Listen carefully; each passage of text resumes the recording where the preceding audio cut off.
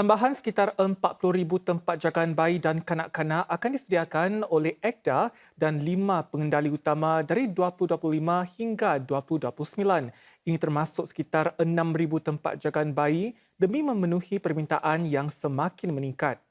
Demikian diumumkan Menteri Pembangunan Sosial dan Keluarga Mas Agus Zulkifli di acara sambutan pembangunan awal kanak-kanak siang tadi.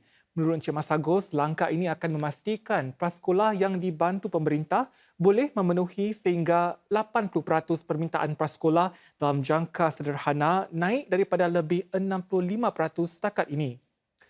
Sementara itu, saudara, mulai 9 Disember ini, tambahan lebih 17,000 kanak-kanak daripada keluarga bergaji rendah boleh memanfaatkan satu subsidi baru.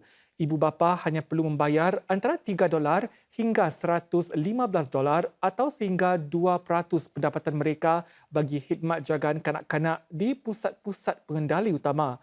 Rangka kerja pentauliahan prasekolah Singapura atau SPARK yang dikemas kini juga akan dikuatkuasakan mulai Januari tahun depan. Sebagai pengetua sekolah, saya sentiasa fokus kepada kualiti sekolah saya.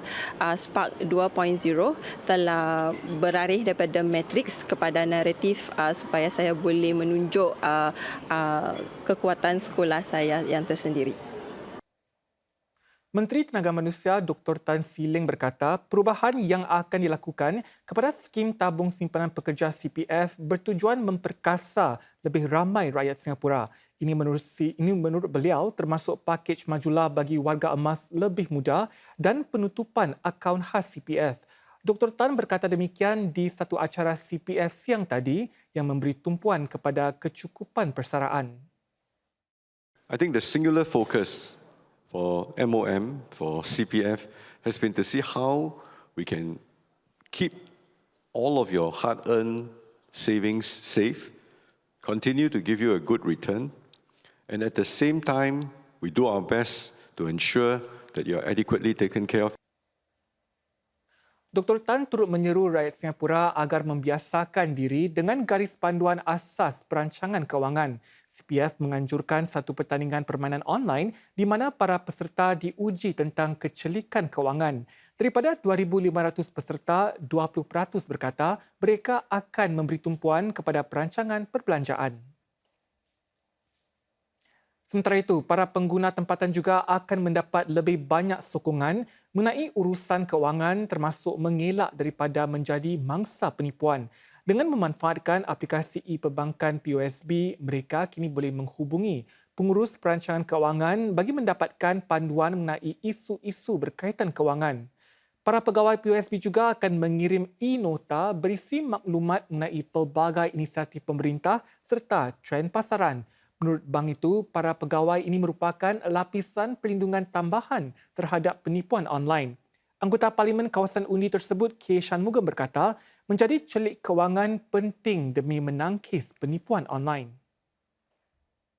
About 7.2%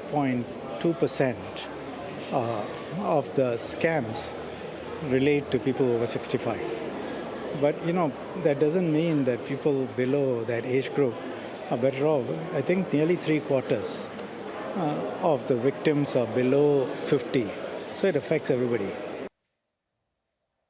Menyokong golongan berpendapatan rendah dalam perjalanan keusahawanan mereka untuk keluar daripada lingkaran kemiskinan. Itulah antara matlamat program bimbingan untuk pemilik perniagaan mikro anjuran bersama Maybank Singapore dan DPPMS. Hari ini, 3 peserta menerima geran berjumlah $5,000 seorang untuk mengembangkan perniagaan mereka. Dalam masa 10 minit, Cik Salbia Said perlu meyakinkan para juri tentang potensi perniagaannya. Setelah 10 tahun menjual kuih muih dan snack dari rumah di bawah jenama Sal Snacks, beliau bercita-cita untuk memiliki kedai fizikal. Geran sebanyak $5,000 yang ditawarkan oleh program perniagaan mikro My Impact Maybank akan membantunya mencapai impian tersebut. Dengan strategi dan pelan perniagaan yang dibentangkan, beliau terpilih sebagai salah seorang daripada 3 pemenang program ini.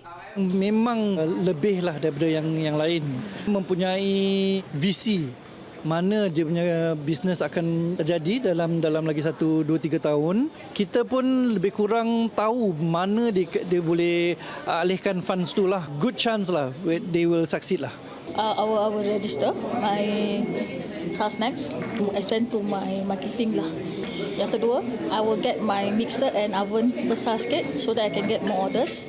Kesemua 10 peserta program anjuran DPPMS dan Maybank Singapore ini merupakan penerima zakat MUIS yang menunjukkan semangat keusahawanan dan tekad untuk berdikari. Masing-masing mengusahakan pelbagai perniagaan termasuk dalam sektor F&B, pakaian dan sistem celik kewangan. Selama 5 minggu, mereka menerima bimbingan mengenai strategi perniagaan, pendigitalan dan pengurusan kewangan yang berkesan.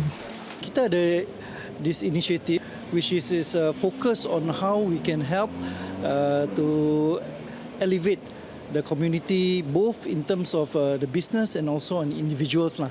Identify lah the different asnafs and then especially those who with the intention of elevating keluarkan daripada cycle of the from where they are by doing business. Hanya ada dalam 1% saja komuniti kita yang who have potential to do business, who can help themselves to do it. Kita ada sources for academic side. Kita boleh mengajar orang how to do business. Pada Januari tahun depan, Maybank Singapore dan DPPMS merancang untuk mengadakan sesi kedua program ini yang merancang untuk memperluas penyertaan termasuk kepada golongan ibu tunggal.